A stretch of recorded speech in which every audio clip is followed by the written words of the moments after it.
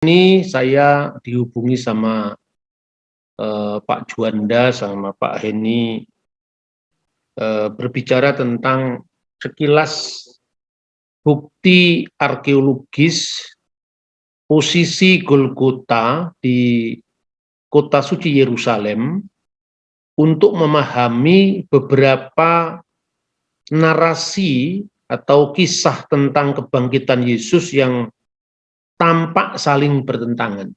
Nah, ini sering digoreng atau sering dijadikan bahan olok-olok bagi orang yang tidak memahami sejarah dan arkeologi kitab suci.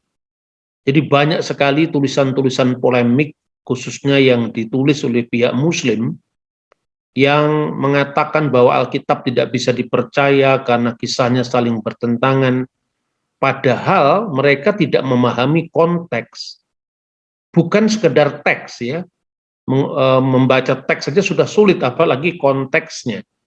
Nah, oleh karena itu saya mungkin menyajikan secara sekilas tentang bukti arkeologis letaknya Golgota itu di mana dan kenapa misalnya ketika Maria Magdalena datang ke kubur itu jamnya seolah-olah berbeda antara Yohanes dan Injil yang lain misalnya. Atau berapa jumlah malaikat yang menemui perempuan-perempuan yang ada di kubur itu. Seorang atau dua orang, ini sering menjadi bahan olok-olok di kalangan non-Kristen. Bahkan ada yang menulis satu buku khusus judulnya Dokumen Pemalsuan Alkitab.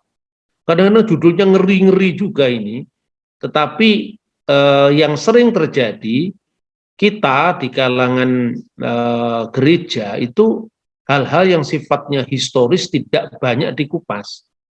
Sehingga ketika jemaat itu diguncang dengan berbagai macam pertanyaan seperti ini, kadang-kadang cukup meresahkan juga. Bahkan saya mengamati beberapa orang yang mu'alaf itu salah satunya disebabkan karena ketidakmengertian mereka tentang bagaimana kekayaan sejarah Alkitab. Nah, saudara-saudara yang terkasih dalam Tuhan, jadi ini langsung saja saya tunjukkan kasus-kasus yang sering dijadikan bahan olok-olok itu. Ya, apakah kisah tentang kebangkitan Kristus saling bertentangan? Misalnya yang pertama, apakah para perempuan yang datang ke kubur Yesus itu, menurut Markus pasal 16 ayat 5, seorang malaikat Tuhan turun dari langit dan menggulingkan batu lalu duduk di atasnya. Sedangkan menurut Lukas pasal 24 ayat 4, mereka terkejut karena tidak menemukan jenazah Yesus, kemudian melihat dua orang malaikat berdiri dekat, dua orang malaikat berdiri dekat mereka memakai pakaian yang berkilau-kilauan. Jadi mana yang benar? Seorang malaikat Tuhan turun dari langit dan menggulingkan batu itu, lalu duduk di atasnya. Ataukah dua orang berdiri memakai pakaian yang berkilau-kilauan? Dua orang malaikat yang berdiri atau seorang malaikat yang duduk di atas batu? Nah, ini yang sering dijadikan bahan olok-olok. Kemudian Matius dan Markus mencatat satu malaikat. Mana yang benar? Ataukah Lukas yang mencatat ada dua malaikat? Di manakah tempat malaikat itu berdiri dan terlihat oleh para perempuan tadi? Menurut Matius 28 ayat 2, duduk di atas batu. Menurut Markus 16 ayat 5, duduk di sebelah kanan. Atau menurut Lukas berdiri dekat mereka. Lah ini yang sering menjadi bahan olok-olok. Duduk sebelah kanan, duduk di atas batu, atau duduk atau berdiri di dekat mereka. Lalu berikut, ketika menampakkan diri kepada para perempuan itu, apakah Yesus melarang memegangnya? Kalau menurut Yohanes pasal 20:17, jangan engkau memegang aku. Tetapi menurut Matius, mereka memeluk kakinya dan menyembahnya. Lalu mana yang benar? Memeluk atau jangan pegang aku? Yang begini-begini ini sebetulnya digoreng oleh kelompok-kelompok polemikus dan menjadi ejekan. Berikut, di mana Yesus memberikan amanat agungnya. Waktu ke-11 muridnya, tentu 11 murid karena tanpa Yudas Iskariot, berangkat ke Galilea ke sebuah bukit yang telah kutunjukkan kepada mereka. Atau Markus mencatat mereka sedang makan. Kalau Matius mencatat di sebuah bukit di Galilea. Matius mencatat tempatnya, Lukas tidak mencatat tempatnya, tapi menjelaskan aktivitasnya sedang apa ketika perintah agung itu diberikan. Namun, kalau kita cermati semua konteksnya bisa dipahami ya. Dari konteksnya sepertinya di Yerusalem. Sebab Markus pasal 16 ayat 19 hanya menyebut sesudah Tuhan Yesus berkata demikian kepada mereka, terangkatlah ia ke surga. Padahal Yesus naik ke surga dari Bukit Zaitun. Kisah Rasul 1 ayat 12. Yang letaknya di luar kota Yerusalem dekat Betania. Nah ini kadang-kadang saya kalau sering memimpin ziarah ke Israel, ya ke Yerusalem, itu baru bisa menunjukkan kenapa catatan-catatan kitab suci itu sering kita tidak bisa pahami, tapi dengan kita melihat lokasinya langsung, sebetulnya kita lebih bisa memahaminya. Sayangnya banyak orang pergi ke Yerusalem itu hanya pindah tempat berdoa, tetapi tidak benar-benar menghayati sebetulnya idealnya ya. Sebelum orang berangkat ke Yerusalem itu mesti ada biblical studies dulu. Baru dari sana mereka tidak nol. Kadang-kadang orang mengatakan foto-foto nanti lupa di mana mereka foto. Ini sering terjadi. Jadi pembelajaran itu sesungguhnya memang tidak pernah berhenti ya. Tetapi ketika kita begitu mudah orang memutuskan diri hanya karena membaca satu sumber tanpa melihat secara lengkap sumber tersebut. Nah, menghadapi masalah seperti ini nggak bisa hanya kita melihat teks. Kita tentu melihat konteksnya. Karena apa? Karena masing-masing penulis itu kan menulis dari sudut pandang masing-masing yang itu mempengaruhi cara dia menulis. Misalnya, Lukas itu banyak memakai sumber istana, antara lain ada figur yang disebut Yuhana istri Kusa. Makanya dalam keterangannya para perempuan itu tidak perlu membeli rempah-rempah. Karena biasanya di istana itu sudah ada persiapan rempah-rempah. Sementara di Injil selain Lukas itu mereka membeli rempah-rempah dulu. Berarti artinya para perempuan yang datang ke kubur Yesus itu tidak muncul dari satu rumah. Ada kelompok tertentu yang berangkat dari rumah Yuhana istri Kusa, dan ada kelompok lain yang berangkat dari rumahnya Maria Magdalena. Dan ini tanpa kita melihat geografinya, tentu kadang-kadang agak sulit menjelaskannya. Kalau Anda membaca buku yang berjudul Dictionary of the Bible Difficulties, ya, dictionary untuk kesulitan-kesulitan dalam Alkitab, itu sudah diterjemahkan oleh penerbit Gandum Mas Malang sebetulnya buku itu. Nah, buku itu memuat informasi yang cukup detail dan bagus untuk kita baca, khususnya kita yang pelayanan terjun langsung, khususnya di lingkungan anak-anak muda. Yang saya amati di dunia maya itu seringkali dipaksa atau ditarik ke dalam perdebatan-perdebatan yang seperti ini. Nah, buku ini saya anjurkan untuk dimiliki, ya, Dictionary of the Bible Difficulties. Tetapi lebih lanjut kalau Anda memperlengkapi juga dengan temuan-temuan arkeologi tentang kota suci Yerusalem atau Holy Land.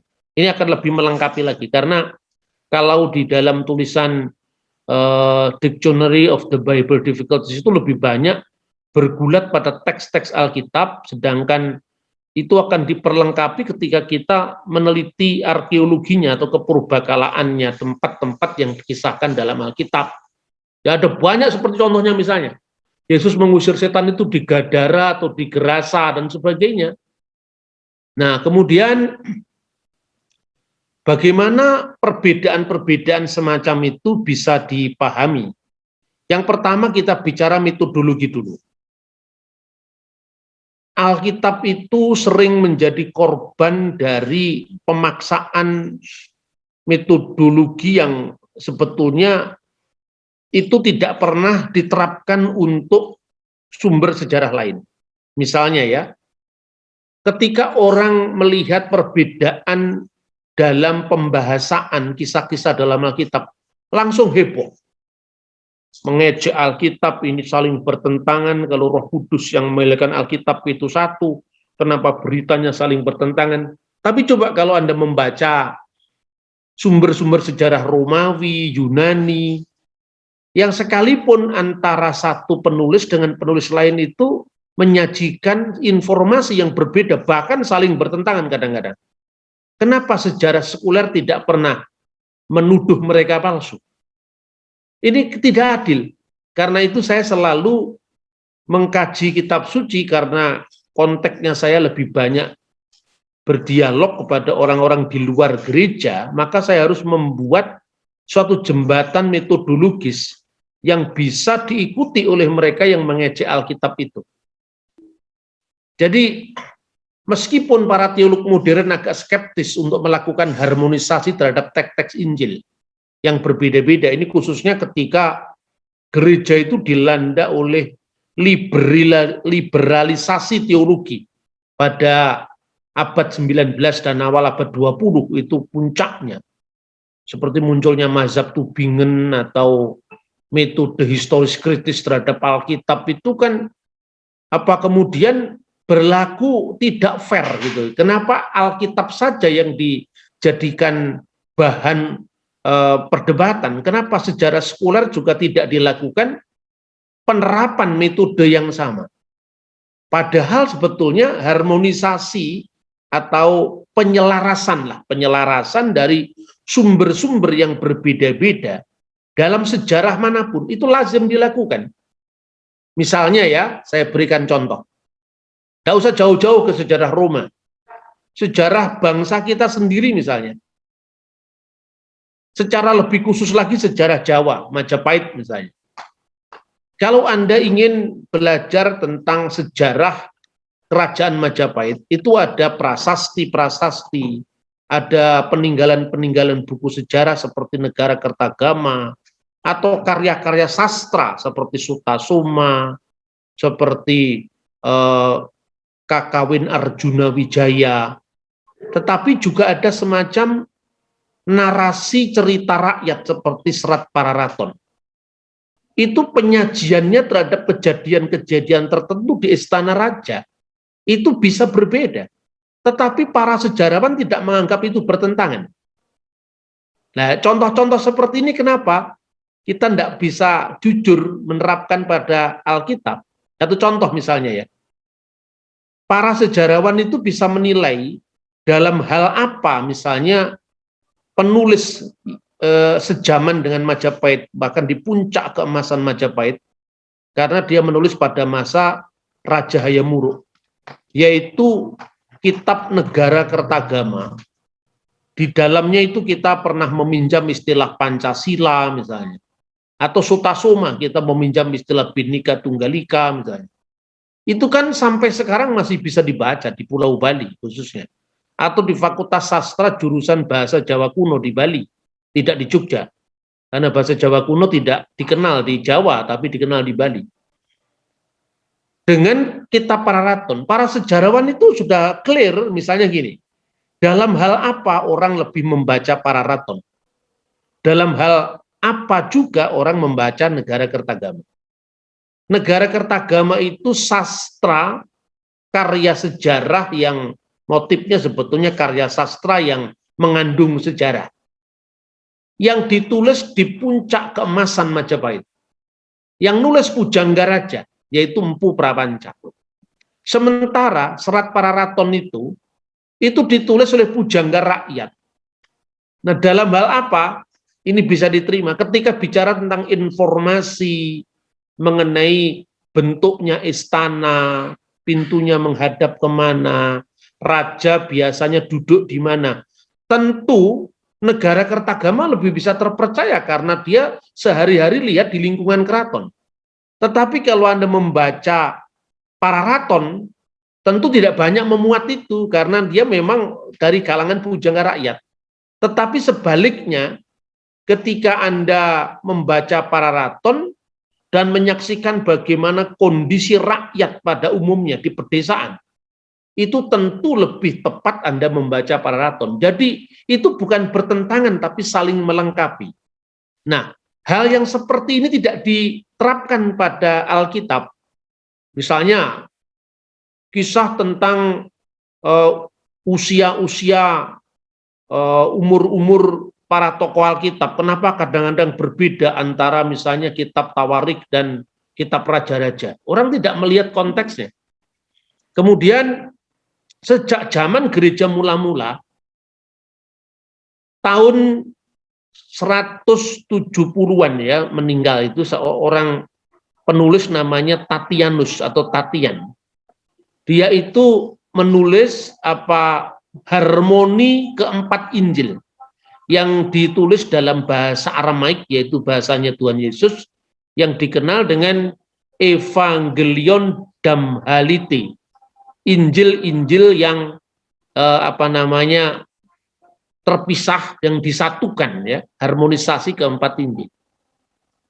Nah, jadi itu selesai. Jadi artinya di kalangan penulis gereja sendiri itu bahkan dari zaman paling awal, karena itu masih muncul dari muridnya para rasul. Jadi muncul dari zaman muridnya para rasul atau generasi setelah itulah. Itu orang melakukan harmonisasi tentang bagaimana misalnya kenapa Yohanes memunculkan Maria Magdalena sendiri yang datang ke kubur. Tetapi di ketiga Injil yang lain, Matius, Markus, Lukas, ada Maria Magdalena dan Maria yang lain. Ada yang menyebut Injil Lukas lebih lengkap. Ada Maria Magdalena, ada Yuhana istri Kusa lebih lengkap daripada Injil Matius dan Injil Markus misalnya. Tetapi sekalipun Injil Yohanes hanya memunculkan Maria Magdalena, tapi keempat Injil semua sepakat bahwa wanita yang pertama ditemui Yesus setelah kebangkitannya itu adalah Maria Magdalena. Kemudian yang kedua, sekalipun Maria Magdalena saja yang diceritakan dalam Injil Yohanes, tapi ketika Maria Magdalena menyampaikan itu kepada para rasul, dia mengatakan, dan kami tidak tahu siapa yang mengambil tubuh Tuhan kami. Kami di sini menunjukkan istilah jamak. Jadi artinya tidak bisa dipertentangkan antara Matius, Markus, Lukas di satu pihak dengan Injil Yohanes. Karena Injil Yohanes itu menekankan kisah tentang Maria Magdalena, tapi tidak menyangkal bahwa yang datang ke kubur lebih daripada satu orang. Yang menjadi fokus berita hanya satu orang. Nah, itu kira-kira metodologi yang harus sepakati dulu ya. Dan ini yang saya anggap tidak adil antara kita membaca Alkitab dengan kita membaca sejarah sekuler, saya ini tidak adil.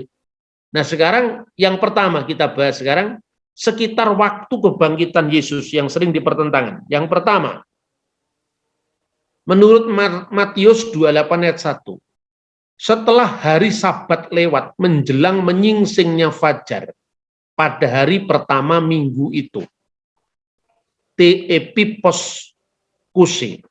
Sementara menurut Markus 16 ayat 1 dan 2, setelah lewat hari Sabat dan pagi-pagi benar pada hari pertama minggu itu. Pagi-pagi benar itu dipakai istilah proi, setelah matahari terbit, ya. Setelah matahari terbit. Kemudian setelah fajar menyingsing menurut Matius. Menurut Lukas pagi-pagi benar. Kata-katanya sama terjemahnya, tapi menggunakan kata Yunani yang lain, ertro, pada hari pertama minggu itu. Yohanes 20 ayat 1, pada hari pertama minggu itu Pagi-pagi benar, dia gunakan istilah yang sama dengan Markus. Ketika hari masih gelap. Perhatikan, di sini semua Injil sepakat bahwa Yesus bangkit pada hari pertama minggu itu. Perbedaannya pada istilah yang dipakai. Menyingsingnya fajar, atau setelah matahari terbit, atau pagi-pagi benar, atau ketika hari masih gelap. Dari semua informasi itu tidak ada masalah kecuali satu, yaitu pada pada kata ketika hari masih gelap dan ketika fajar menyingsing. Yang lain-lain sama, digunakan istilah yang berbeda dalam bahasa aslinya, tetapi sebenarnya artinya sama. Jadi mana yang dipersoalkan? Pada hari pertama minggu itu sama, Ismian Sabaton, yaitu hari Minggu, jelas. Sedangkan waktunya yang tepat masing-masing Injil menggunakan istilah yang berbeda tadi. Apakah menjelang menyingsingnya fajar, atau mulai hari terang, ataukah ketika hari masih gelap? Kemudian hanya Markus yang mencatat setelah matahari terbit. Itu hanya perbedaan istilah. Tapi yang mungkin menjadi pertanyaan adalah ketika hari masih gelap, ataukah ketika setelah matahari terbit. Jadi manakah yang benar? Para perempuan itu tiba di kubur ketika matahari masih gelap atau setelah matahari terbit. Itu dua hal itu yang saya tekankan berulang-ulang. Karena itu yang sering dijadikan bahan olok-olok. Perlu dicatat secara umum bahwa Yesus bangkit pada hari ketiga setelah Paskah. Paskah Yahudi di Israel itu biasanya jatuhnya pada bulan April kalau tahun Masehi. Jadi itu harinya bisa bergeser-geser setiap tahun karena orang Yahudi memakai kalender bulan, kita memakai kalender Masehi. Dan bulan Nisan itu biasanya jatuh pada bulan April. Nah, pada saat itu Israel itu adalah musim semi, awal musim semi ya, Maret April itu. Dan pada musim ini matahari terbit lebih pagi. Tidak seperti yang terjadi di Indonesia, hanya mengenal dua musim. Maka matahari di sini tepat selalu biasanya terbit jam 6 pagi. Kalau di sana tergantung musimnya apa. Perlu diketahui juga siapa perempuan-perempuan yang datang dari kubur. Dari mana mereka berangkat tadi yang saya sampaikan dalam awal presentasi. Maria Magdalena berangkat lebih dahulu dan tiba di kuburan ketika matahari masih gelap. Berarti Maria Magdalena berangkat dari rumahnya sendiri. Sedangkan apa yang disebut Maria yang lain, karena di situ ada figur lain yang juga bernama Maria, Ibu Yakobus, Salome, dan Yohana istri Kusa. Dia berangkat dari rumah Yohana dan tiba di kuburan ketika matahari masih terbit. Untuk Anda bisa pahami itu, Anda bisa melihat letaknya Golgota sekarang ini. Jadi biasanya kalau kita di Israel disajikan dua tempat yang namanya Golgota, padahal sebetulnya Golgota cuma satu. Yang disebut Golgota itu yang merupakan hasil penemuan arkeologi ya sebetulnya adalah gereja kebangkitan Kristus yang sekarang di atasnya berdiri gereja Katolik dan beberapa gereja Ortodok di sana. Bukan Garden Tomb yang seringkali dikunjungi oleh orang Indonesia. Karena apa? Di situ jelas ada catatan dari abad pertama. Misalnya, ya, catatan di abad pertama itu dikutip oleh Hieronymus yang berasal di abad ketiga.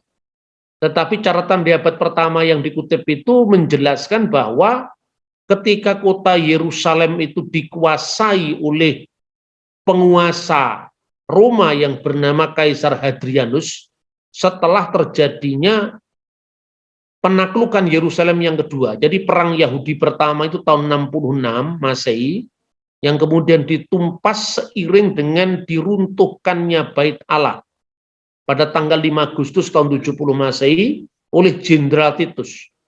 Ketika itu gereja Kristen perdana yang dipimpin oleh Rasul Yakobus masih eksis di Yerusalem. Dan gereja mula-mula itu dikenal dengan sinagogi. Anda bisa membaca itu di surat Yakobus pasal 2 ayat 2 di mana kata kalau orang datang ke kumpulanmu, itu bahasa aslinya sinagogeimon, ke tempat kumpulanmu. Jadi tempat ibadah itu pertama-tama namanya sinagoge. Lalu penemuan juga sinagoge tertua di kota suci Yerusalem yang sekarang disebut Senakel. Itu adalah rumahnya Maria, ibu Yohanes yang disebut Markus, yang dikisahkan dalam Kisah Rasul pasal 12 ayat 12. Sekarang menjadi tempat yang dinamakan Senakel, tempat perjamuan malam, dan itu sekalipun pernah mengalami penaklukan demi penaklukan selama 20 abad, sampai sekarang tempat itu masih eksis. Dalam penggalian tahun 1948, ketika awal berdirinya negara Israel, itu ditemukan sinagoge Kristen, di mana ceruk sinagoge yang biasanya menghadap ke Bait Allah di Yerusalem, itu menghadap ke Golgota. Jadi menunjukkan tempat Golgota itu dari abad pertama sudah dikenali. Itu yang pertama.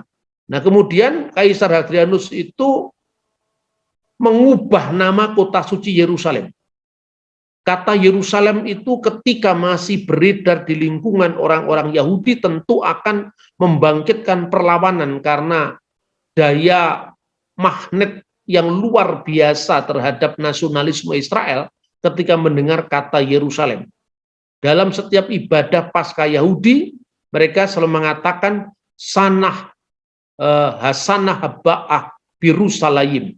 Tahun depan kita ada di Yerusalem. Kata-kata itu mesti diganti. Lalu mereka ganti dengan Alia Capitolina.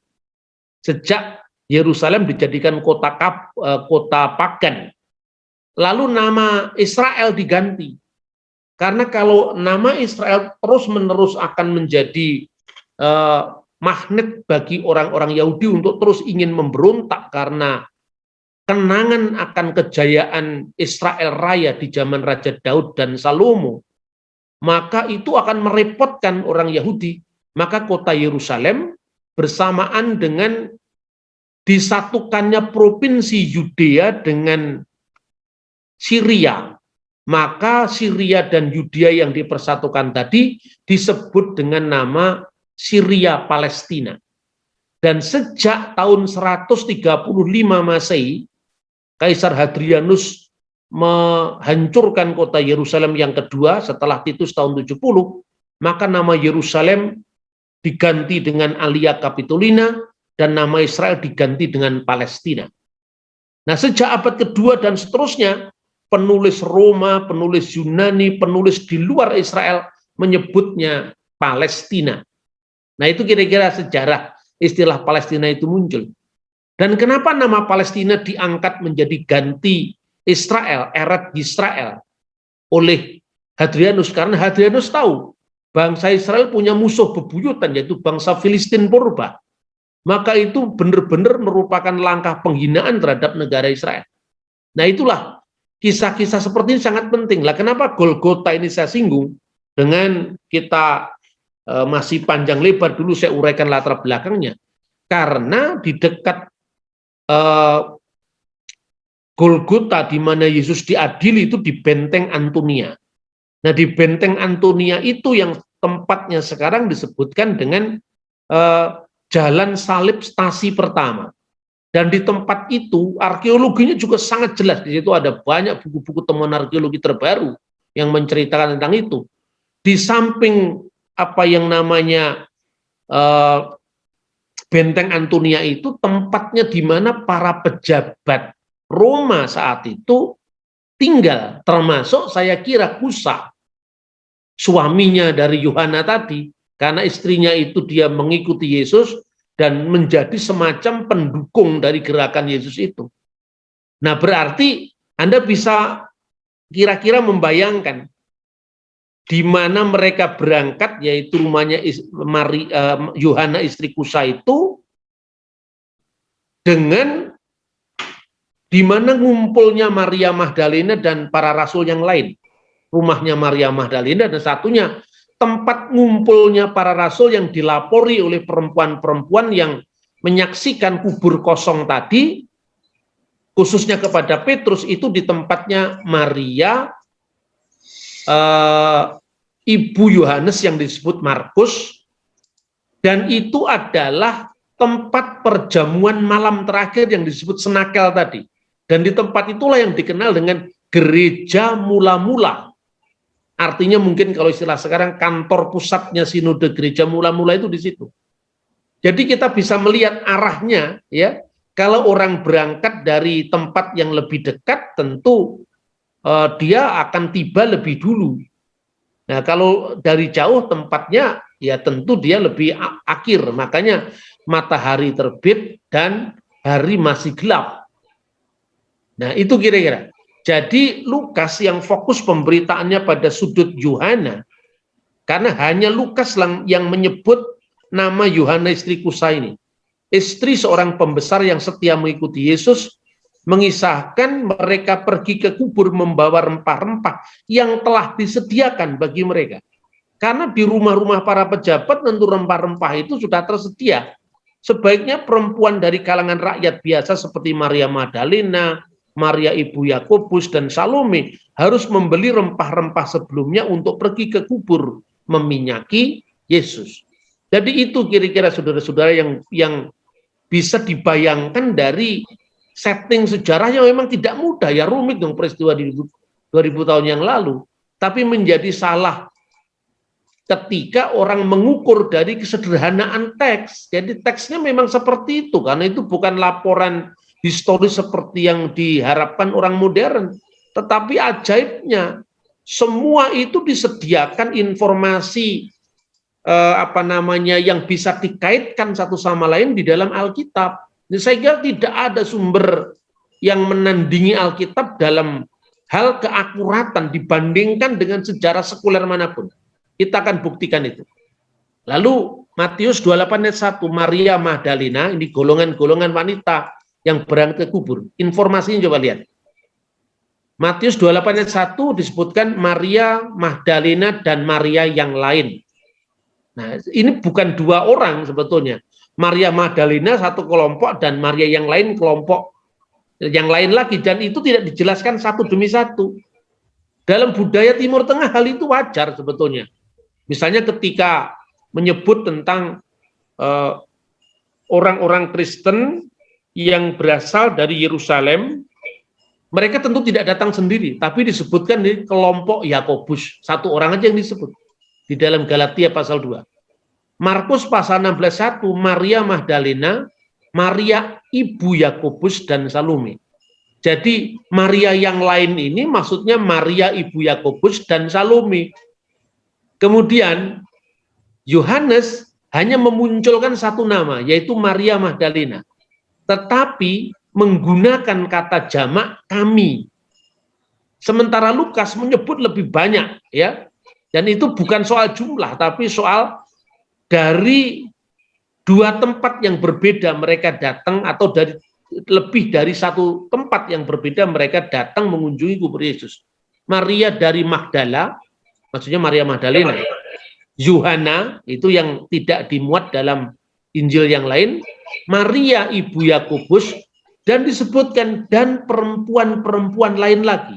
Jadi artinya informasinya lebih lengkap. Kemudian penyebutan nama-nama perempuan yang datang ke makam Yesus oleh masing-masing penulis, saya katakan bukan deskripsi jumlah, tapi penekanan yang menjadi fokus pemberitaan.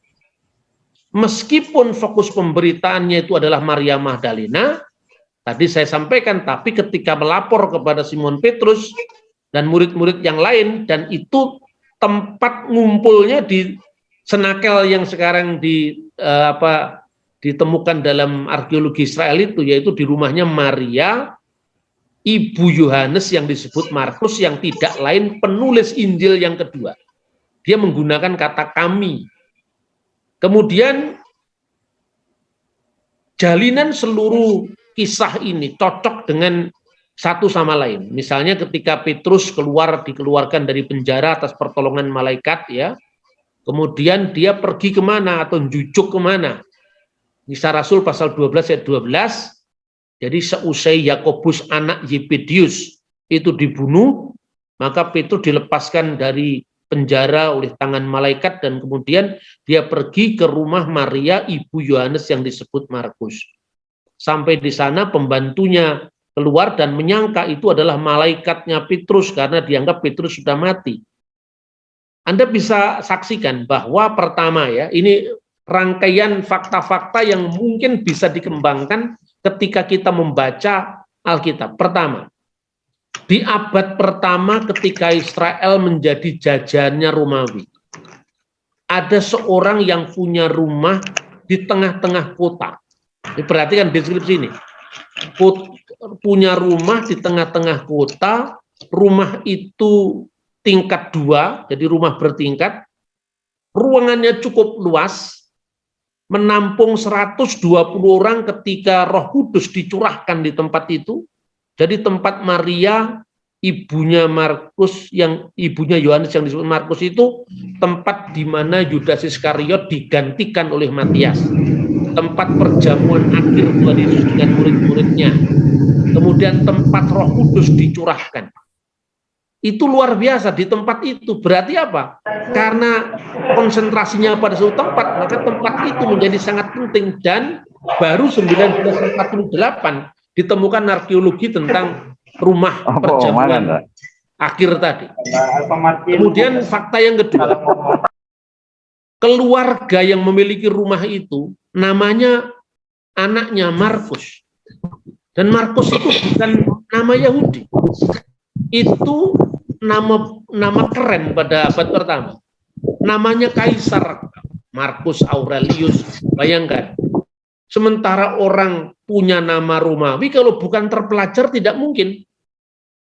Tidak mungkin orang Yahudi setempat dia memiliki rumah di tengah kota kalau bukan Yahudi diaspora. Maka informasi-informasi awal catatan bapak-bapak gereja sangat cocok bahwa Markus itu adalah anak seorang Yahudi diaspora, kemungkinan asalnya dari Alexandria, pamannya bernama Barnabas, dan dia juga orang yang kaya raya, sampai menjual seluruh harta miliknya dan memberikannya di bawah kaki para rasul, ya kan? Terus dia punya pembantu, itu artinya nggak sembarangan. Ini cocok dengan informasi Papias. Papias itu muridnya Yohanes yang menjadi uskup Smyrna, uskup Heliopolis, uskup Hierapolis. Kalau yang dari Smyrna itu Polikarpus. Itu mengatakan bahwa menurut Papias, Markus itu menjadi penerjemah Petrus ketika Petrus menginjil ke wilayah barat. Dan sejarah gereja juga mencatat bahwa Markus menulis Injilnya itu ketika berada di Roma. Makanya di dalam surat 2 Petrus dikatakan, salam dari anakku Markus di Babylon. Dan Babylon itu ternyata adalah Roma. Bukan Babylon beneran, karena Babylon sudah tidak ada. Pada abad pertama sudah hancur Babylon kan. Maka Roma yang sebagai kota tempat penyembahan berhala saat itu disindir dengan istilah Babylon, karena dia melakukan praktek-praktek penyembahan berhala seperti Babel. Jadi itu Roma pagan, Roma sebelum Kristen maksudnya. Jadi informasi-informasi ini menunjukkan bahwa keraguan-raguan para teolog mengatakan bahwa Markus bukan menulis Injil, Matius tidak menulis Injil, Yohanes yang menulis Injil itu Yohanes yang lain, Yohanes di abad kedua, itu tidak ada artinya di zaman sekarang ini. Karena apa? Arkeologi benar-benar membuat apa yang dituduhkan oleh para teolog pada masa liberalisasi pemikiran di barat itu semua tumbang di bawah kacamata sejarah. Nah, jadi ini beberapa informasi yang sangat penting berkaitan dengan kebangkitan Kristus. Sehingga apapun yang ditulis dari misalnya ada Maria yang lain, Maria Ibu Yakobus, kenapa Maria Magdalena selalu disebut pertama? Itu bukan artinya Maria istrinya Yesus seperti yang dibikin oleh orang-orang senting di film Da Vinci Code itu, bukan.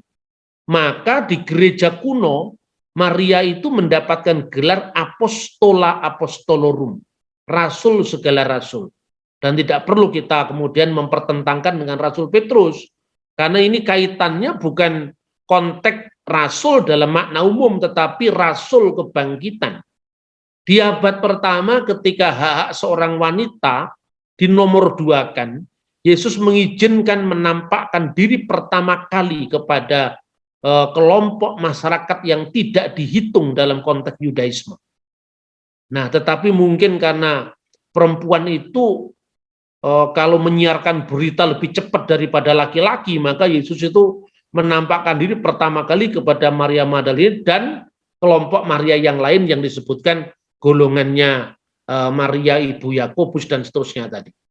Nah, sekarang bagaimana kita merekonstruksi kisah-kisah yang dituduh bertentangan tadi? Pertama, menurut informasi Matius pasal 28, kira-kira begini.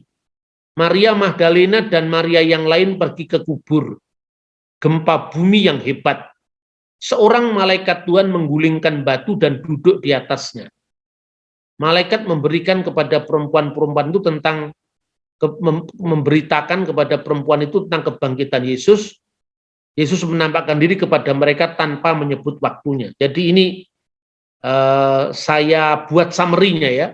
Sementara Markus pasal 16:19 mengatakan Maria Magdalena, Maria ibu Yakobus, Salome pergi ke kubur, batu sudah terguling. Seorang muda yang berjubah putih duduk di sebelah kanan batu, lalu memberitakan kebangkitan Yesus kepada perempuan-perempuan itu. Menegaskan bahwa Yesus menampakkan diri pertama kepada Maria Magdalena tanpa deskripsi. Hanya Markus yang menegaskan orang yang pertama kali ditemui Yesus Maria Magdalena. Eksplisit. Tetapi semua Injil selalu menyebutkan Maria sebagai orang nomor pertama yang disebut. Dalam budaya Timur Tengah, itu menekankan sesuatu. Kemudian Yohanes lebih-lebih lagi, dia memberikan informasi yang hanya menulis dari sudut pandang Maria Magdalena. Lukas 24 ayat 1-10 kalau disamerikan, begini. Maria dari Magdala, Yohana, istri Kusa, Maria ibu Yakobus, dan perempuan-perempuan lain pergi kubur. Batu sudah terguling dan tidak menemukan mayat Yesus. Ketika mereka berdiri termangu, dua orang berdiri dekat mereka, memberitakan bahwa Yesus sudah bangkit. Sementara dalam Injil Yohanes dikatakan, Maria Magdalena pergi ke kubur. Begitu melihat kubur kosong, lalu melapor kepada Petrus dan murid yang lain. Tuhan telah diambil orang dan kami tidak tahu di mana diletakkan. Dan kami, sekalipun hanya Maria yang diceritakan, tapi menggunakan kata kami tidak tahu di mana diletakkan. Petrus dan murid lain bergegas menuju kubur. Maria menyusul di belakangnya. Petrus hanya menemukan kain kafan terlipat, lalu bersama murid lain kembali. Maria tetap di dekat kubur dan menangis. Dua orang malaikat memberitahukan kebangkitannya. Lalu Yesus menampakkan diri kepadanya. Sebetulnya kalau ini dibaca dengan jujur, dibaca dengan merujuk sumber-sumber sejarah yang sejaman, arkeologinya, sebetulnya ini laporan yang luar biasa akurat. Karena laporan itu tidak saling meniadakan, tapi melengkapi, saling melengkapi tentu dilihat dari sudut pandang masing-masing. Injil Lukas itu banyak menggunakan sumber istana, artinya apa? Ketika dia menulis itu banyak hal-hal yang sifatnya lebih detail, ya. Tetapi dalam hal lain dia tidak detail. Misalnya ketika menonjolkan Petrus, peranan Petrus itu lebih detail dikisahkan dalam Markus. Kenapa? Markus itu juru bicaranya Petrus. Ketika berbicara tentang aspek-aspek keyahudian, misalnya informasi tentang mahkamah agama, Markus tidak lengkap. Bahkan Lukas tidak menyebut. Tetapi Matius lengkap menceritakan tentang murid-murid yang dituduh dengan konspirasi kebohongan antara mahkamah agama dengan membuat cerita bohong bahwa murid-murid Yesus telah mencuri mayat gurunya dan seterusnya. Itu hanya diinformasikan di dalam Injil Matius. Dan itu saling melengkapi. Nah, sekarang kita bisa rekonstruksi. Jadi kira-kira kalau direkonstruksi seperti ini. Pada hari pertama minggu itu, jadi waktunya pagi-pagi benar. Atau menjelang menyingsingnya fajar, terjadilah gempa bumi yang hebat. Sebab seorang malaikat Tuhan turun dari langit, datang ke batu penutup kubur Yesus, menggulingkannya, dan duduk di atasnya. Wajahnya bagaikan kilat, pakaiannya putih bagaikan salju. Penjaga kubur itu gentar, ketakutan, dan menjadi seperti orang-orang mati. Informasi Matius. Maria Magdalena dan perempuan-perempuan lain yang dikisahkan dalam Yohanes pasal 2 ayat 2 diwakili dengan kata kami tadi. Nama wanita itu disebut dalam Matius 281, Markus 16 ayat 1, dan lebih lengkap dalam Lukas pasal 20 ayat 10. Pergi ke kubur, melihat bahwa jenazah Yesus sudah tidak ada. Malaikat itu menampakkan diri dalam bentuk pemuda yang memakai jubah putih duduk di sebelah kanan. Mereka sangat terkejut sebab reaksi para perempuan itu berbeda-beda. Maria Magdalena langsung berlari mendapatkan Petrus dan murid yang lain yang dikasihi Yesus, yaitu Yohanes anak Yebedeus, penulis Injil keempat. Berkata, Tuhan telah diambil dari kuburnya dan kami tidak tahu di mana ia diletakkan. Informasi Yohanes 22. Dari malaikat Tuhan telah diambil orang, ini menunjukkan sebelum malaikat itu membuka identitasnya, Maria sudah langsung pergi meninggalkan tempat-tempat teman-temannya yang lain. Jadi mereka berangkat dari tempatnya masing-masing, lalu begitu dia lihat kubur kosong, Maria tanpa lebih spontan kemudian dia meninggalkan kubur, sementara wanita-wanita yang lain, kelompoknya Yuhana, istri Kusa dan sebagainya, dia ingin lebih tahu lagi, dia masuk ke dalam. Maria tidak masuk ke dalam, langsung dia meninggalkan. Jadi sepeninggal Maria, perempuan-perempuan lain berdiri termangu-mangu karena hal itu. Tiba-tiba lah penampakan itu terjadi kepada perempuan-perempuan selain Maria Magdalena. Berdiri dekat mereka seorang yang memakai pakaian yang berkilau-kilauan. Ternyata malaikat itu tidak satu. Sebelumnya dalam remang-remang pagi di gua itu mereka mula-mula melihat seorang memakai jubah putih duduk di sebelah kanan. Karena batu digulingkan ke kanan, maka duduk di atasnya. Itu sama dengan duduk di sebelah kanan.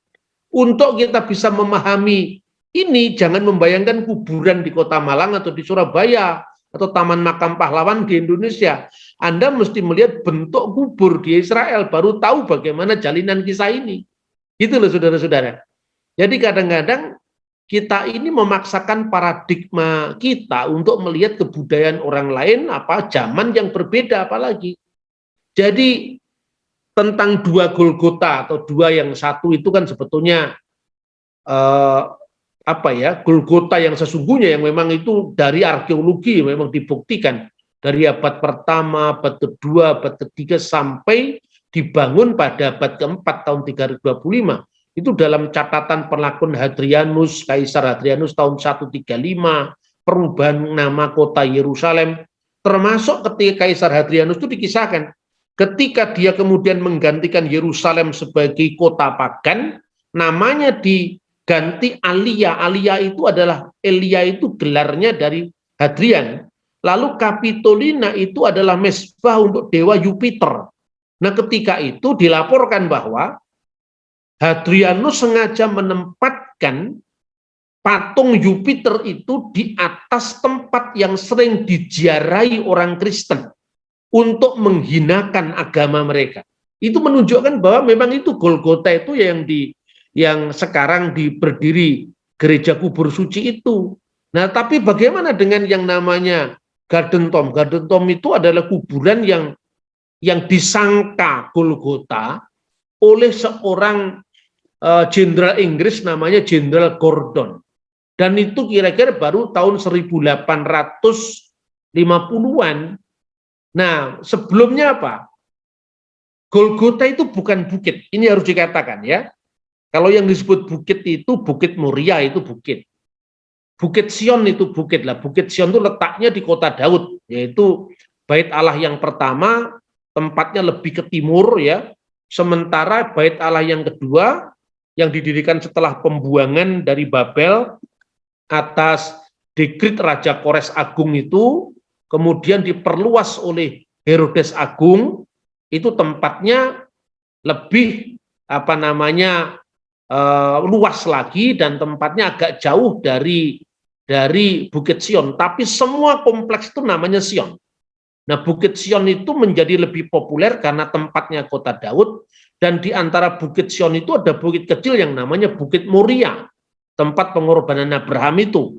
Nah, letaknya Bait Allah yang kedua itu tepat di atas Bukit Moria, tempat korban Abraham, itu masuk dalam area kota Daud yang dikenal dengan Bukit Sion keseluruhannya. Tetapi Bukit Sion yang lebih khusus itu tempatnya ya di istana atau di kota Daud tadi. Kira-kira agak sulit saya membayangkan ini karena tidak ada gambar ya. Mungkin suatu saat kita bisa saya tunjukkan gambar-gambarnya karena waktunya sangat singkat.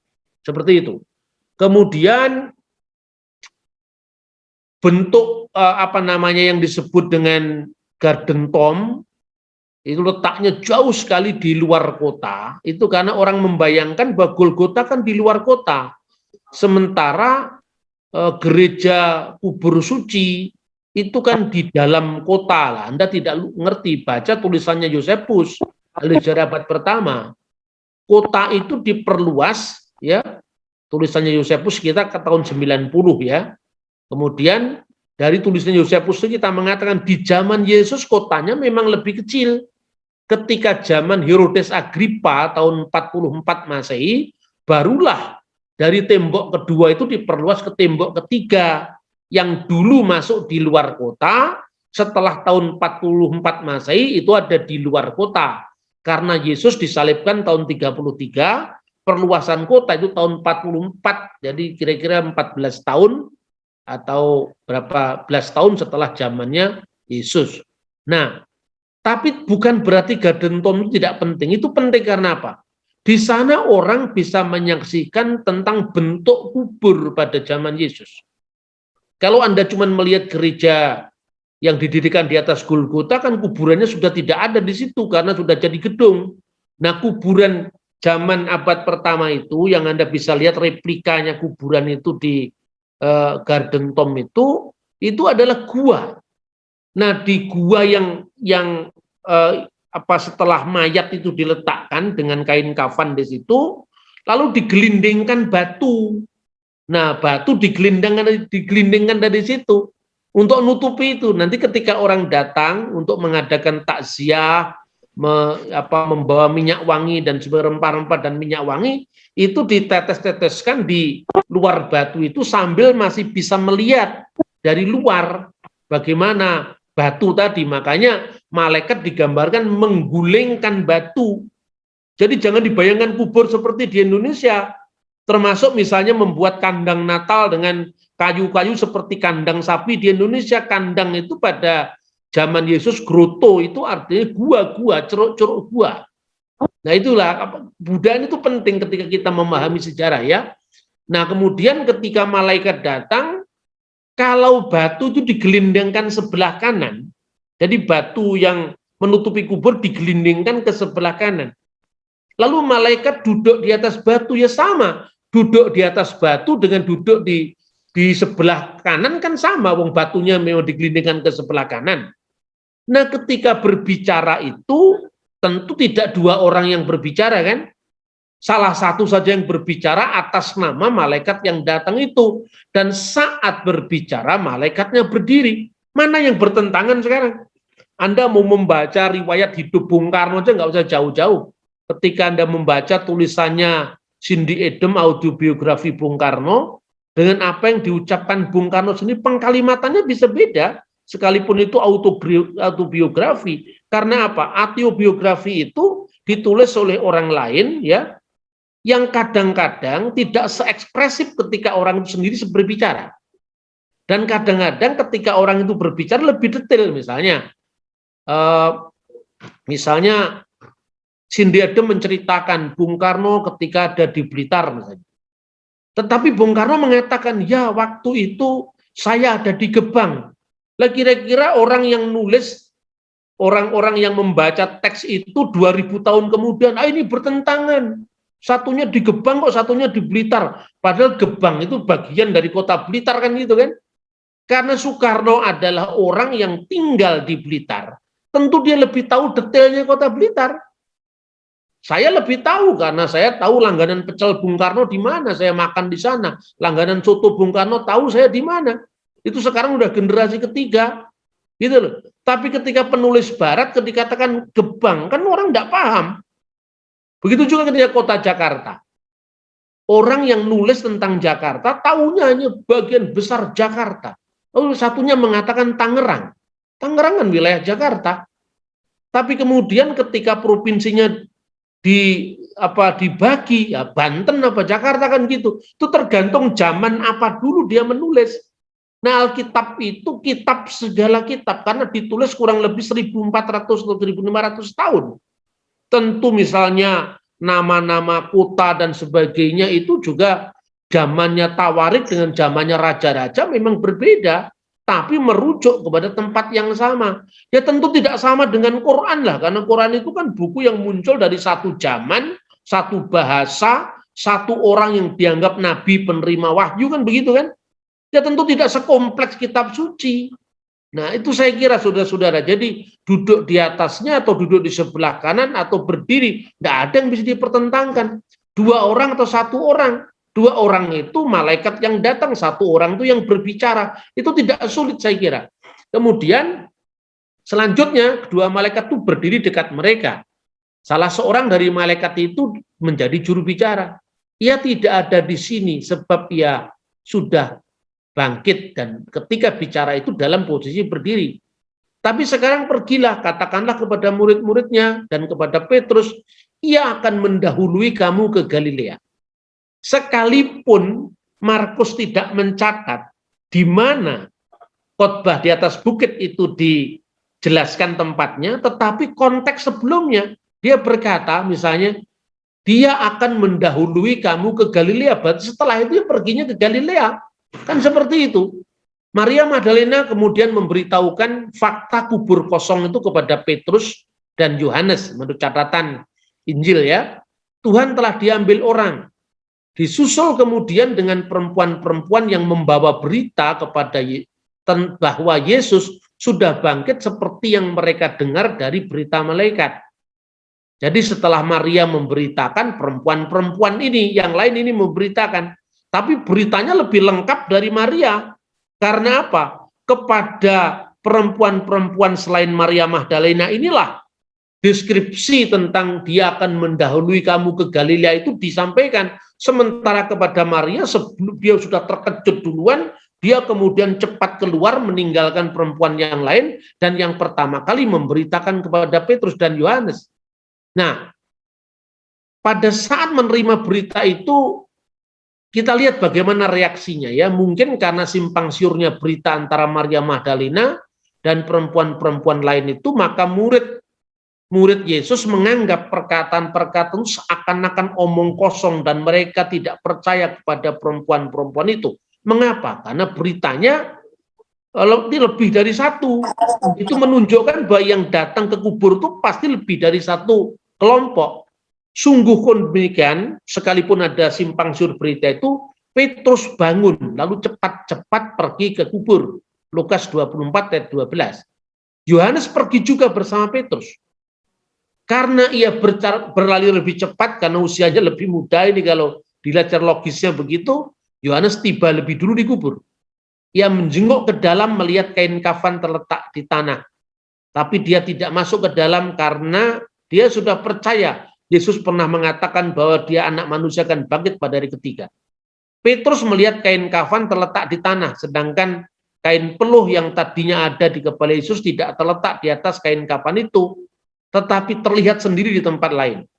Setelah Petrus, Yohanes lalu menyusul masuk, melihat itu langsung percaya bahwa sesuai dengan kitab suci, itu catatan dalam pasal 20 Injil Yohanes ayat 3-10. Sementara Yohanes sudah percaya, Petrus masih bertanya dalam hatinya apa yang sesungguhnya terjadi, yaitu Lukas 24 ayat 12. Setelah menoleh ke belakang, Yesus berdiri di situ. Mula-mula ia tidak mengenalinya dan menganggapnya sebagai penunggu taman. Ya, ini kisah tentang Maria. Jadi setelah kisah Petrus dan Yohanes kemudian disusul dengan kisah apa yang dialami Maria pribadi. Tetapi setelah mengenalinya begitu Yesus menyapa namanya Maria, ada domba-domba yang baik, tentu mengenali suara gurunya. Maka Maria menyapanya Rabuni, yang artinya guru. Jadi Kristus menampakkan diri pertama kali kepada Maria Magdalena. Maria Magdalena pergi dan memberitahukan kepada mereka yang selalu mengiringi Yesus, yang waktu itu sedang berkabung dan menangis. Markus 16 ayat 10. Lalu kepada murid-murid yang lain, aku telah melihat Tuhan, katanya. Perempuan lain yang selain Maria Magdalena di tempat yang terpisah dengan Maria Magdalena rupanya menyusul Petrus, Yohanes. Maria Magdalena menyusul ke kubur.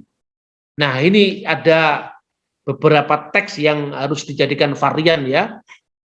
Pertama, kalau kita membaca dalam terjemahan Lai ya, terjemahan Lai itu mendasarkan diri pada Kodeks Sinaiticus, Kodeks Vaticanus, Kodeks Pisai, dan Kodeks W yaitu Washington. Dan lihatlah, Yesus berjumpa dengan mereka dan berkata, salam bagimu. Mereka mendekatinya dan meluk kakinya serta menyembahnya. Perhatikan, ini kata-kata yang saya garis. Keidu dan lihatlah. Itu sama sekali bukan berarti penampakan tiba-tiba setelah kunjungan mereka pertama ke kubur. Melainkan fakta penampakan Yesus kepada mereka tanpa menyebut waktu. Dan kata itu muncul dalam berbagai teks di Perjanjian Baru, dan lihatlah ya, ungkapan itu menunjukkan penekanan, tetapi itu tidak merujuk kepada waktu seperti kata dan dalam bahasa Indonesia atau lalu. Itu kadang-kadang tidak menunjukkan, misalnya setelah dia pergi ke Blitar lalu langsung ke Surabaya, itu menunjuk waktu langsung. Tapi ketika mengatakan pada masa saya masih sekolah di Surabaya, lalu saya menjalani hidup di Jogja, itu kan tidak waktu langsung, tapi waktu yang banyak. Hal-hal yang ditekankan di situ, dan itu lebih jelas ketika dibaca di dalam teks Alexandrinus, yang artinya teks itu menggambar situasinya sama dari abad yang sama, tetapi di situ sebelum kata dan lihatlah itu diawali dari kata-kata dan ketika mereka terus berjalan untuk memberitakan kepada para murid, keidu dan lihatlah tekanannya. Jadi kalau Anda bisa membaca King James Version menggunakan teks yang lebih panjang ini dari Alexandrinus dan Ephraemi Scriptus. Kalau Anda membaca Alkitab terjemahan Lembaga Alkitab Indonesia atas permintaan Tulang Elisa, itu ada terbit ya, Perjanjian Baru, King James Version versi Indonesia, itu memuat teks Alexandria ini. Jadi King James itu memang dalam banyak hal dia mendasarkan diri pada Textus Receptus, yang itu tampaknya memang lebih lengkap karena itu teks barat yang diakui mayoritas Kristen, termasuk gereja ortodok Yunani, itu menggunakan teks yang tradisional ini. Nah, tapi saya kira kita tidak sedang bicara kritik teks, tapi hanya baik kata dan lihatlah tanpa penjelasan tadi maupun dengan penjelasan, itu artinya tidak merujuk pada waktu yang langsung. Nah, kemudian waktu mereka berjalan menunjukkan sedang dalam perjalanan. Jadi kira-kira kalau direkonstruksi ini, Maria begitu dia melihat kubur kosong, langsung dia meninggalkan kubur itu dan lapor kepada Petrus. Kan itu kan bagi pemimpin para rasul. Kemudian dia kembali lagi ke kubur. Ketika itu Yesus menampakkan diri kepada Maria. Jadi urutannya, kelompok-kelompok wanita ini datang. Maria datang dari tempatnya, kemudian Maria yang lain datang dari tempatnya. Kelompoknya Salome, Maria ibu Yakobus, Yohana istri Kusa, ya, itu masing-masing datang dengan kelompoknya. Maria dengan siapa? Mungkin dengan yang lain lagi, tidak disebutkan namanya. Karena di dalam Lukas pasal 24-10 disebutkan tentang dan wanita-wanita yang lain lagi. Tapi yang menjadi fokus adalah Maria Magdalena. Maria Magdalena begitu melihat kubur kosong, dia langsung lari memberitakan kepada Petrus. Sementara perempuan-perempuan yang tinggal setelah Maria, dia penasaran dan masuk lebih dalam lagi ketika malaikat itu menampakkan diri kepada mereka.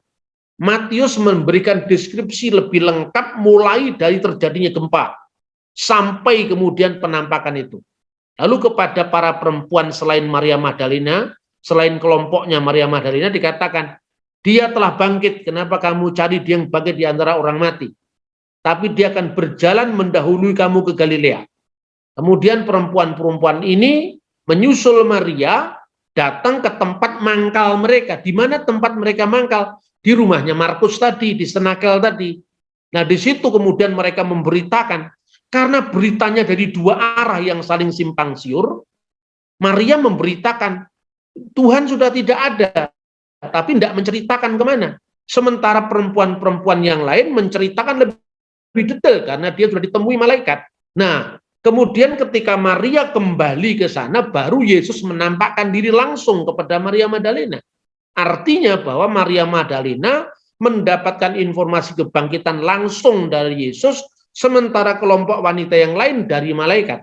Itulah sebabnya maka Maria Magdalena yang ditemui langsung oleh Yesus memberitakan kebangkitannya, itu disebut apostola apostolorum di gereja kuno. Rasul, segala rasul dalam pengertian dia rasul kebangkitan. Bahkan Petrus mendengar kebangkitan dari Maria Magdalena. Bukan rasul dalam pengertian sesungguhnya yang dipertentangkan dengan 12 rasul, tidak. Ini ungkapan yang muncul dari sejarah gereja, bukan dari Alkitab. Tetapi menggambarkan bagaimana posisi penting Maria yang ditemui pertama kali dengan Yesus. Nah, kira-kira seperti itu, sangat clear apa yang bisa direkonstruksi tadi. Nah, masalahnya Matius 28 ayat 8 dan 9 mengesankan penampakan Yesus seolah-olah terjadi tidak lama setelah penampakan malaikat mewartakan kebangkitan Yesus. Ya, padahal kalau Yesus menampakkan diri kepada mereka dalam perjalanan sebelum bertemu dengan Petrus, berarti penampakan terjadi sebelum Yesus menampakkan diri kepada Maria Magdalena.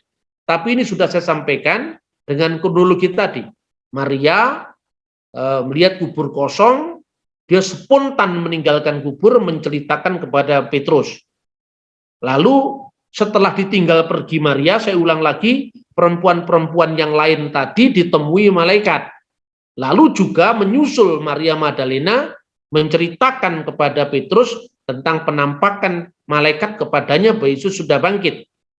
Karena berita ini muncul dari sumber yang berbeda, makanya Petrus bingung, kan begitu kan? Nah, ini clear. Setelah Maria menceritakan kepada Petrus, dia balik ke kubur lagi, dan Yesus menampakkan diri yang disangkanya juru taman. Nah, kemudian sementara mereka berjalan, itu artinya apa? Sementara mereka berjalan menyusul Maria yang melaporkan pada para rasul tadi, maka Yesus menampakkan diri kepada perempuan-perempuan tadi. Clear kan?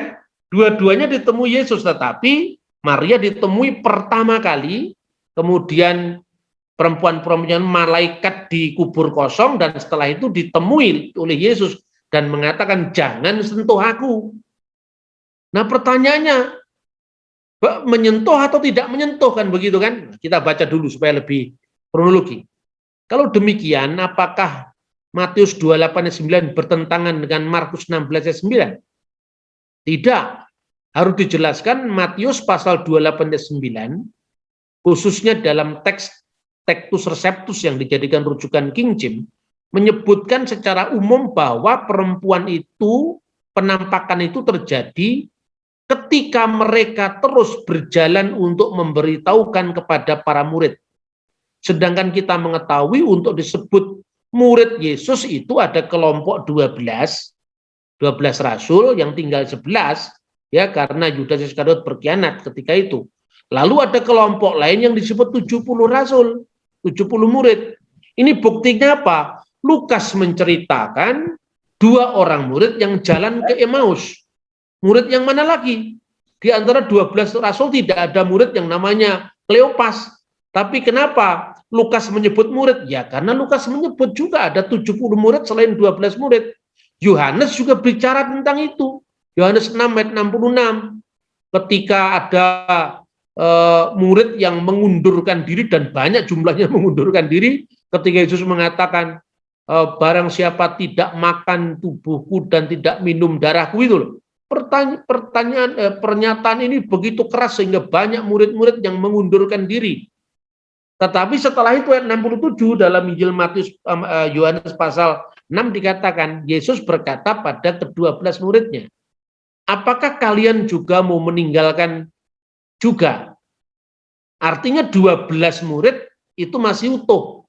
Berarti murid-murid yang meninggalkan Yesus itu bukan dari kelompok 12, tapi dari kelompok 70. Dan menurut catatan sejarah gereja purba, ini tentu saya lebih percaya pada catatan gereja purba ketimbang pada mazhab Tübingen dari Jerman yang muncul pada masa Perang Diponegoro. Tentu saya tidak percaya dengan sumber-sumber teolog liberal yang muncul baru abad kemarin. Ketika ada sumber yang lebih tua, kenapa kita percaya pada sumber abad 20? Menurut catatan Hippolytus, Hippolytus itu muridnya Irenaeus, Irenaeus muridnya Polikarpus, Polikarpus muridnya Yohanes. Kan ini jelas, mata rantainya jelas. Dikatakan di antara murid-murid yang mengundurkan diri karena tidak tahan dengan berita yang dianggap keras tadi adalah Markus dan Lukas. Jadi Lukas itu termasuk rasul Yesus, tapi bukan rasul yang 12, tapi rasul yang 70. Markus juga bukan baru kenal setelah kebangkitan Yesus, tidak, atau baru muncul di Kisah Rasul, tidak. Markus sudah muncul pada awal panggilan. Karena apa? Ada 70 rasul. 70 rasul tadi termasuk yang namanya Kleopas, yang ditemui Yesus ketika dalam perjalanan ke Emmaus. Dan jelas di situ Kleopas disebut murid. Tapi tidak termasuk 12 murid yang utama tadi, gitu. Nah, inilah perlunya kita merekonstruksi dari gereja-gereja kuno tentang sejarah yang paling awal ini. Nah, saudara-saudara, ini saya minta maaf, ini lagi baterai saya mau habis, saya masih mau ngecas dulu ya. Ya, saya lanjutkan. Jadi jelas bahwa kalau direkonstruksi dengan sumber-sumber tulisan murid-murid para rasul atau generasi apostolik, maka sangat jelas kisah kebangkitan itu tidak saling bertentangan seperti yang dipahami oleh orang-orang modern. Nah, itu saudara-saudara, jadi jelas terakhir sekarang bagaimana kronologi kebangkitan penampakan Yesus seperti yang diuraikan dalam presentasi saya ini bukan sekedar rekaan, harmonisasi atau penyelarasan kisah-kisah yang dianggap saling bertentangan atau tuduhan kaum skeptik ya, skeptis, tetapi benar-benar didasarkan atas pendekatan historiografi yang bisa dipertanggungjawabkan, karena metode seperti yang saya sampaikan itu juga dipakai dalam penulisan sejarah sekuler, khususnya penampakan Yesus pada Maria Magdalena secara terpisah dengan wanita-wanita yang lain yang juga ditemui Yesus setelah Maria Magdalena, itu sudah diungkapkan oleh Diatesaron Tatianus tahun 160 Masehi. Jadi sangat kuno kisah ini, yang menempatkan Matius pasal 28 ayat 9 dengan bunyi yang sama dengan teks Bisaya tadi, teks Textus Receptus yang diikuti King James tadi. Setelah Maria Magdalena pergi dan berkata kepada para murid, aku melihat Tuhan, dan dia juga mengatakan hal-hal itu kepadanya. Jadi meskipun tidak eksplisit dikisahkan, pasti wanita-wanita itu setelah menjumpai Petrus dan Yohanes di satu tempat, mereka pasti meneruskan berita mereka untuk memberitakan kebangkitan Yesus.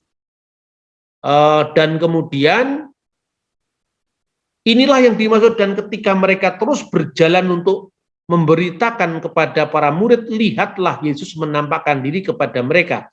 Jadi penampakan pada wanita-wanita lain ini setelah penampakan kepada Maria Magdalena. Lukas 24 ayat 22 sampai 23 secara eksplisit membuktikan beberapa perempuan dari kalangan kami telah mengejutkan kami, yaitu yang dimaksudkan ini kelompok yang lebih luas dari ke-12 rasul yang tentu tidak tinggal di tempat yang sama seperti saya buktikan dari konstruksi arkeologi dari abad pertama tadi. Nah, terakhir ini ayat yang dianggap bertentangan. Yohanes 20 ayat 17. Kalau Anda membaca terjemahan bahasa Indonesia tahun 74, itu berbunyi demikian. Kata Yesus kepadanya, janganlah engkau memegang aku, sebab aku belum pergi kepada Bapakku dan Bapamu, kepada Allahku dan Allahmu. Sementara kalau Anda membaca terjemahan lain, Yohanes pasal 20 ayat 17, terjemahan baru 2 revisi tahun 1997.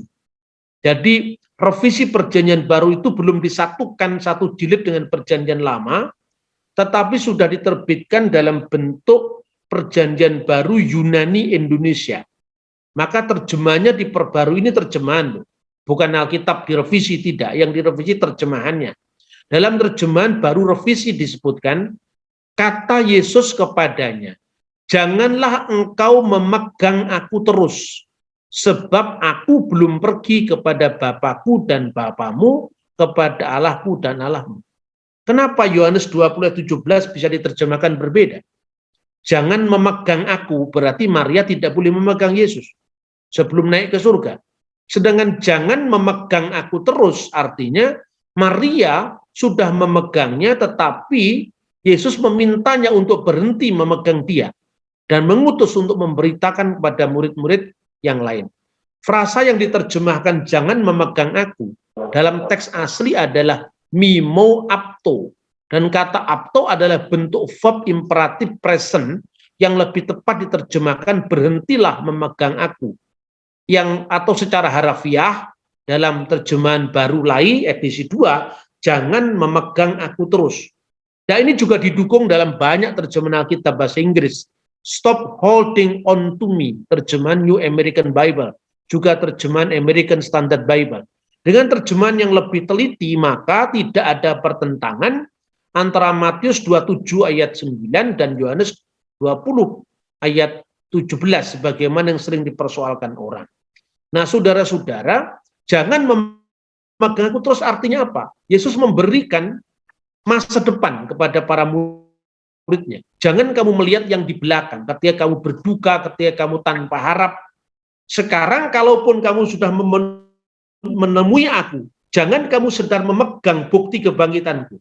Tapi yang lebih penting bagimu, kamu bangkit dan nyatakan kepada semua orang bahwa Kristus yang kamu nanti-nantikan benar-benar bangkit dari antara orang mati. Dan kebangkitanku ini menjamin masa depan imanmu, masa depan gerejamu, masa depan dunia yang percaya kepadanya. Tidak binasa, melainkan memperoleh hidup yang kekal. Nah, itu kira-kira yang bisa sampaikan. Sudah-sudah, terima kasih. Tuhan memberkati kita. Amin. Oke, terima kasih Pak Bambang yang sudah menjelaskan dengan rinci tentang rekonstruksi. Paling tidak saya menyimpulkan ada 4 hal yang menarik untuk menyelesaikan pertentangan ini. Yang pertama, kita perlu memahami teks itu tidak bisa lepas dari konteksnya. Yang kedua, perlu memperhatikan data-data sejarah, info dari para sejarawan atau bapak-bapak gereja, baik itu sifatnya arkeologi atau pendataan geografi. Yang ketiga, perlu memperhatikan fokus pemberitaan, bukan cuma persoalan apa yang menjadi pertentangan. 4, perbedaan ini bukan saling meniadakan, tapi saling melengkapi. Demikianlah hari ini bagaimana penyajian tentang biblical arkeologi ini. Mohon maaf Bapak Ibu sekalian, malam hari ini kita tidak ada tanya jawab Pak. Kenapa? Karena begini, kami ini ada di kantor BPD.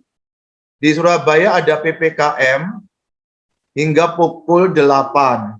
Jadi kami bersegera untuk meninggalkan ini kantor Tadi di Jatir. presentasi saya kepanjangan berarti ya? Oh, enggak apa-apa Pak, sudah lengkap langsung Pak. Sudah lengkap langsung. Oleh sebab itu saya tidak berpanjang, saya serahkan ke Pak Heni, mungkin ada pengumuman. Terima kasih Pak Bambang untuk sama-sama. Tuhan berkati Pak Juanda. Ya, sama-sama Tuhan berkati. Berikan tepuk tangan lebih dulu. Saya serahkan kepada Pak Heni. Ya, sekali lagi terima kasih kepada Abah yang sudah menyampaikan presentasi seminar, dan saya percaya semua diberkati dengan materi yang sudah disampaikan. Ya, saya hanya mengingatkan dalam pengumuman bahwa jangan pernah lupa untuk melengkapi administrasi bagi peserta diklat. Diklat dimulai besok dengan saya yang akan mengajar untuk kelas PDP.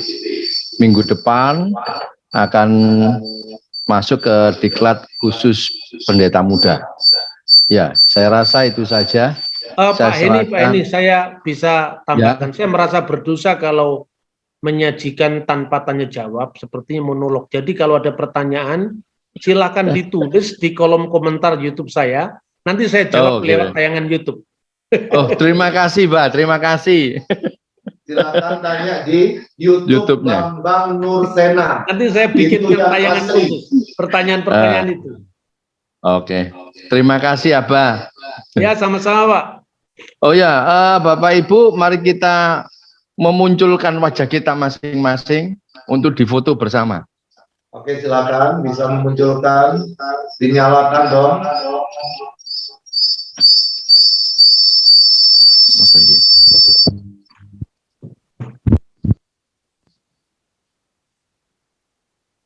Silakan Pak Ade. Ya, Pak Bambang Utoyo. 1, 2, Mister. Udah ya. 1, 2, 3. Sekali lagi. 1, 2, 3. Layar ketiga. 1, 2, 3. Terakhir. 1, 2, 3. Oke, terima kasih.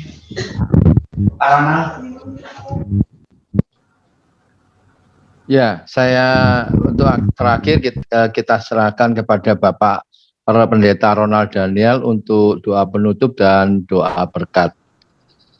Dipersilahkan Pak Ronald Daniel.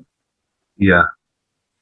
Sekali lagi terima kasih banyak Pak Bambang Nursena untuk webinar yang sangat memberkati ini ya, melengkapi kita dalam hal bibliologi, dalam kristologi, ya, kita juga makin tahu bagaimana sebenarnya peristiwa-peristiwa itu dirangkaikan dengan sangat baik oleh Pak Bambang. Semoga pelayanan Pak Bambang makin luar biasa Pak ya, makin jadi berkat bagi banyak orang. Dan kita semua bisa sungguh diberkati juga sepanjang nanti diklat yang diikuti. Ya maaf saya pakai masker meskipun di rumah karena istri dan anak saya terpapar COVID ya, positif COVID, jadi saya di rumah menjaga dan merawat mereka. Jadi saya harus pakai masker terus ini karena peraturannya memang demikian ya. Baik, kita akan akhiri malam hari ini. Sekali lagi terima kasih juga Pak Kus, Pak Heni, Pak Juanda yang sudah melayani malam-malam juga masih ke kantor, juga untuk Pak Adit ya yang ada di kantor malam hari ini. Terima kasih semua juga yang sudah hadir dan mengikuti. Mari kita akhiri bersama, kita berdoa memohon berkat Tuhan dalam hidup kita. Mari kita berdoa. Bapak, terima kasih malam hari ini kami sungguh diberkati dengan satu pengetahuan yang melengkapi kami untuk semakin mengerti tentang bagaimana peristiwa-peristiwa yang ada dalam kebangkitan Kristus, dan kami boleh sungguh-sungguh memahami rangkaiannya dengan baik. Terima kasih Engkau berkati hamba-Mu, Bapak Pendeta Bambang Nursena yang sudah menyampaikan kebenaran firman Tuhan. Engkau memberkati pelayanannya, Engkau berkati semua yang dilakukannya untuk menjadi seorang apologet, menjadi seorang sejarawan yang sungguh memberkati bagi gereja Tuhan. Engkau berkati istrinya, Engkau berkati anak-anaknya di dalam nama Yesus. Terima kasih Tuhan. Sebentar kami akan mengakhiri rangkaian webinar ini. Bapak sendiri menyertai kami semua sepanjang mengikuti diklat di hari-hari yang akan kami jalani. Biarlah kami semua tidak ada yang gugur, kami semua mengikutinya dengan rajin, berikan kami semua kesehatan, beri kami semangat yang menyala-nyala untuk belajar dan memperlengkapi diri, sekalipun beberapa di antara kami ada yang sudah sarjana teologi, bahkan S2 dan S3, kami percaya kami akan tetap diberkati dengan hal-hal yang baik, diingatkan kembali, refreshing untuk hal-hal yang sudah pernah kami ketahui, sehingga kami boleh melayani Tuhan dengan lebih lagi, dengan penuh kerendahan hati, dengan penuh sukacita dan semangat yang menyala-nyala. Terima kasih Bapak, sebentar kami akan berpisah. Kiranya anugerah dari Allah Bapa, cinta kasih Tuhan Yesus Kristus, penyertaan, penghiburan, kekuatan dari Allah Roh Kudus, senantiasa menyertai kita semua yang percaya kepadanya. Hidup kami baik di dalam tangan Tuhan, pemeliharaan-Mu ajaib, di tengah pandemi kami tidak kekurangan, kami sehat, kami disembuhkan di dalam nama Yesus. Terpujilah nama-Mu ya Bapa, semua berkat yang terbaik kami terima hanya di dalam nama Allah Bapa, Putra, dan Roh Kudus. Marilah kita semua yang percaya diberkati Tuhan bersama berkata Amin. amin. Tuhan Yesus memberkati. Terima kasih Abah.